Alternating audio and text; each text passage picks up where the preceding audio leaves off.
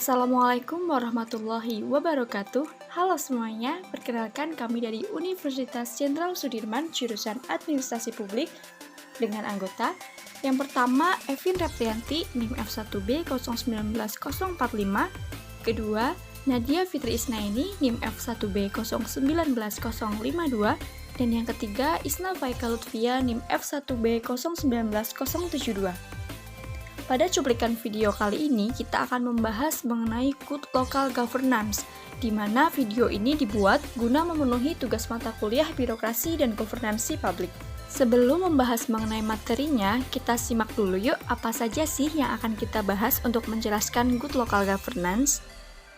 Jadi, pada kesempatan kali ini, kita akan membahas mengenai pengertian Good Governance, Stakeholder Governance, awal mula Good Local Governance, konsep dan pengertian Good Local Governance, karakteristik atau prinsip Good Local Governance, langkah-langkah menerapkan Good Local Governance dan implementasi Good Local Governance di Indonesia. Nah, setelah mengetahui apa saja yang akan kita bahas, kita simak materinya yuk. Kekecewaan terhadap pelayanan publik dan birokrasi pemerintah sudah sering kita dengar. Keinginan untuk mendapatkan pelayanan terbaik dari pemerintah di tingkat pusat maupun daerah nyaris tinggal harapan saja. Untuk itu, good governance sangat penting bagi para penyelenggara pemerintah untuk mengatasi segala permasalahan yang ada, serta menghindari berbagai hal yang tidak diinginkan oleh semua pihak. Namun, apa sih yang dimaksud dengan good governance itu? Menurut World Bank, governance diartikan sebagai cara, yaitu cara bagaimana kekuasaan negara digunakan untuk mengelola sumber daya ekonomi dan sosial guna pembangunan masyarakat. Sedangkan UNDP mengartikan governance sebagai penggunaan atau pelaksanaan, yaitu penggunaan kewenangan politik, ekonomi, dan administratif untuk mengelola masalah-masalah nasional pada semua tingkatan.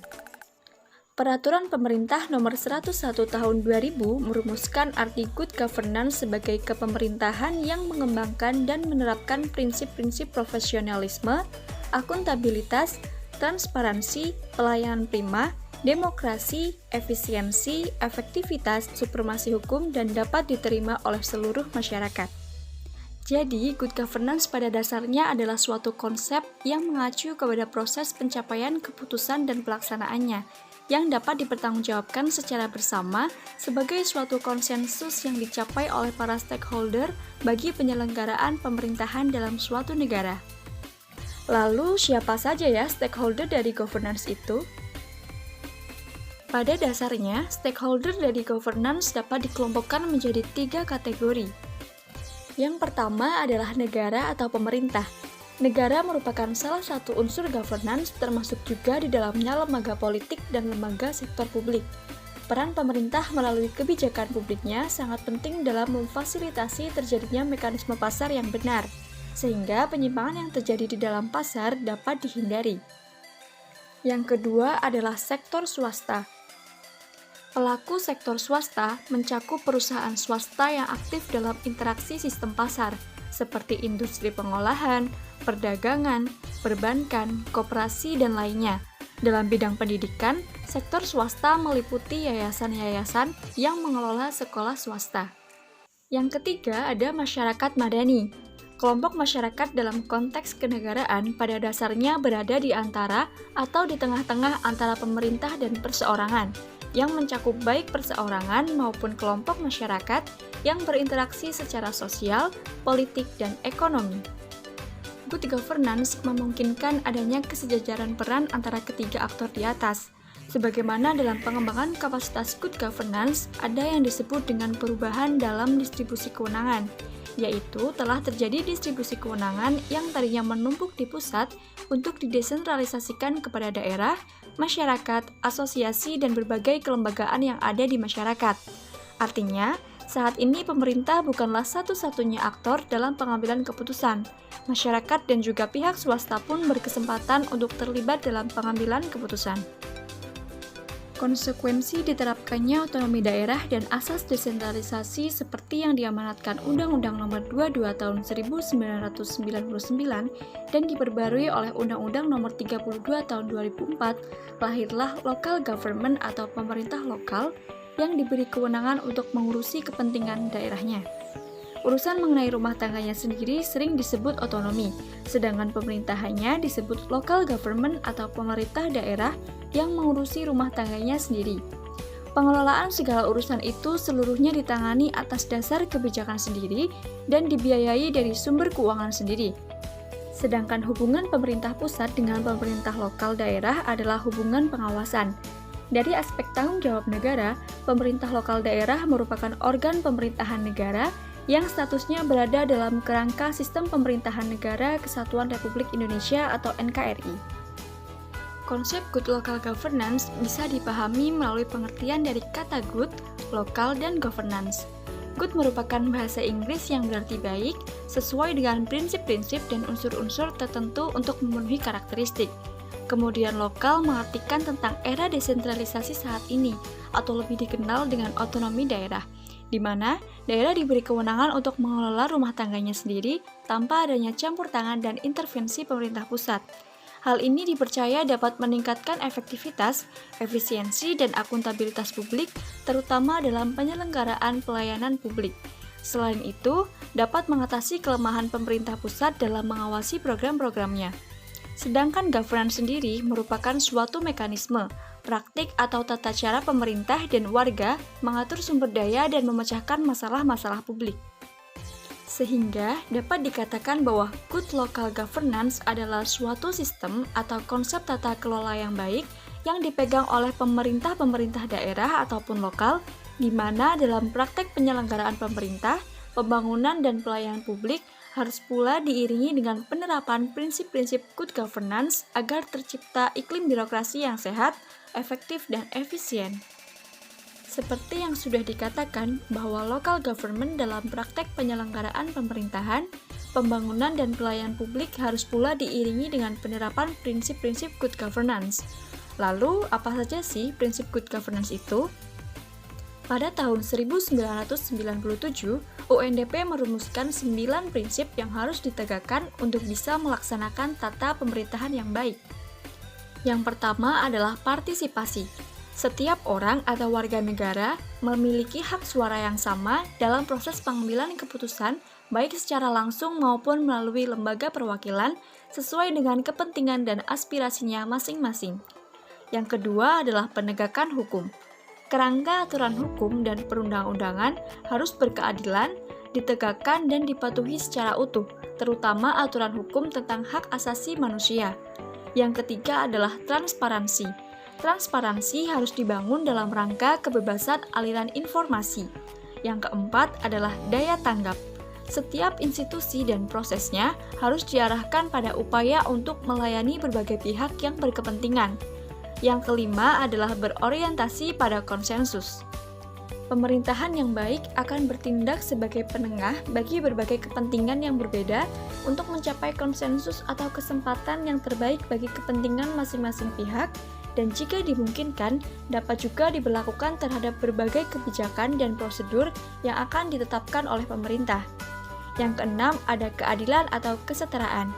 Pemerintah yang baik akan memberi kesempatan yang baik terhadap laki-laki maupun perempuan dalam upaya mereka untuk meningkatkan kualitas hidupnya. Yang ketujuh adalah efektivitas dan efisiensi. Setiap proses kegiatan dan kelembagaan diarahkan untuk menghasilkan sesuatu yang sesuai kebutuhan melalui pemanfaatan yang sebaik-baiknya dengan berbagai sumber yang tersedia. Yang kedelapan adalah akuntabilitas. Para pengambil keputusan dalam organisasi sektor publik, swasta, dan masyarakat madani memiliki pertanggungjawaban kepada publik atau masyarakat umum sebagaimana halnya kepada para pemilik. Dan yang terakhir adalah visi strategis. Para pemimpin dan masyarakat memiliki perspektif yang luas dan jangka panjang tentang penyelenggaraan pemerintah yang baik dan pembangunan bersamaan dengan dirasakannya kebutuhan untuk pembangunan tersebut. Pemerintah daerah dituntut untuk menerapkan prinsip-prinsip good governance. Dengan menerapkan prinsip-prinsip good governance, diharapkan dalam menggunakan dan melaksanakan kewenangan politik, ekonomi, dan administratif dapat diselenggarakan dengan baik. Langkah-langkah menerapkan good local governance. Yang pertama adalah membenahi permasalahan dan menyembuhkan penyakit yang dialami saat ini. Permasalahan yang terjadi pada umumnya yaitu sumber daya yang dimiliki oleh aparaturnya yang kurang profesional. Untuk itu, perlu diperbaiki komponen yang rusak. Yang kedua, melibatkan sistem-sistem di luar birokrasi, misalnya legislatif, yudikatif, media massa, dan organisasi-organisasi masyarakat. Dengan adanya keterlibatan sistem-sistem di luar birokrasi, akan memberikan tekanan kepada keduanya, sehingga kemajuan dalam sistem administrasi akan memberikan dampak yang positif dan terbentuklah sinergi antara keduanya. Yang ketiga adalah keterlibatan stakeholder, yaitu lembaga pemerintah, semi-pemerintah, dan non-pemerintah, yang meliputi aspek politik, sosial, dan ekonomi. Yang keempat, reformasi birokrasi. Jadi, tidak menutup diri atas masukan-masukan yang ada. Perbaikan dilakukan dengan cara melalui proses pembelajaran yang berkelanjutan. Terdapat 3 aspek perbaikan dalam tubuh organisasi, yaitu yang pertama adalah organisasi, di mana terdapat pengarahan untuk menghindari terjadinya unit-unit yang tidak terlalu penting. Yang kedua adalah manajemen, yaitu mulai dari proses kebijakan hingga pedoman kerja, serta pengarsipan yang perlu dirumuskan kembali agar lebih realistis. Yang ketiga ada personil, melakukan pendidikan terhadap pegawai agar lebih berkualitas. Perilaku pegawai perlu dibenahi agar lebih berorientasi pada produktivitas kerja dan kualitas yang mementingkan kepentingan umum, bukan kelompok yang berkuasa. Salah satu contoh implementasi good local governance yang dilakukan pemerintah yaitu berada di Kabupaten Pati. Kabupaten Pati secara bertahap terus berbenah untuk memperbaiki sistem pelayanan kepada masyarakat serta meningkatkan efektivitas pemerintahan.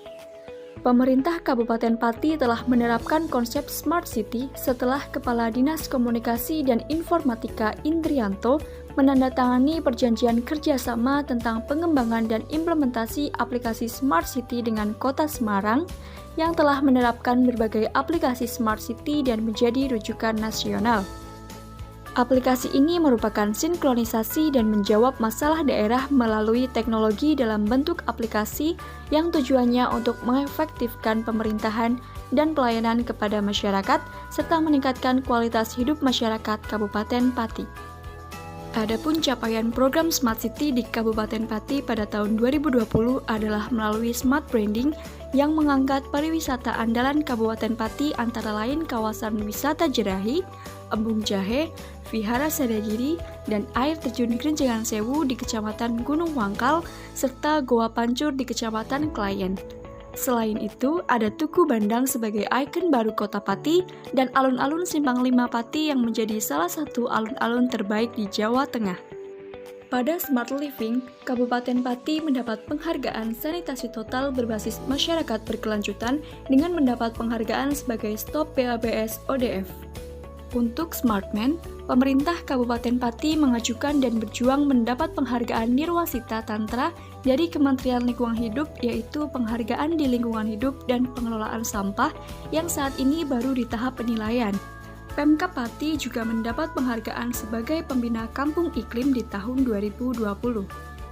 Untuk Smart Society, aplikasi bansos untuk bantuan bagi warga yang tidak mampu. Sedangkan untuk Smart Economy, pada tahun ini pemerintah mendapatkan penghargaan atas inovasi perluasan Batik Juwana Rambah Pasar Online. Apresiasi ini diberikan dari Indonesia Smart National Award 2020. Pemkab Pati menyabet juara 2 bidang investasi sentra industri perikanan terpadu yang difokuskan pada pengelolaan ikan tangkap. Lelang TPI Juwana Unit 2 Bajumulyo Pati merupakan lelang online pertama di Indonesia. Sistem lelang yang digunakan di TPI Juwana Unit 2 Bajumulyo bernama SIPIPA, Sistem Informasi Pelelangan Ikan Patin. Sedangkan untuk Smart Governance, ada perbaikan aplikasi e-kinerja dan perbaikan aplikasi e-layang di bidang pemerintahan. Sekian dari kelompok kami, semoga bermanfaat. Jangan lupa like, komen, dan subscribe ya. Wassalamualaikum warahmatullahi wabarakatuh.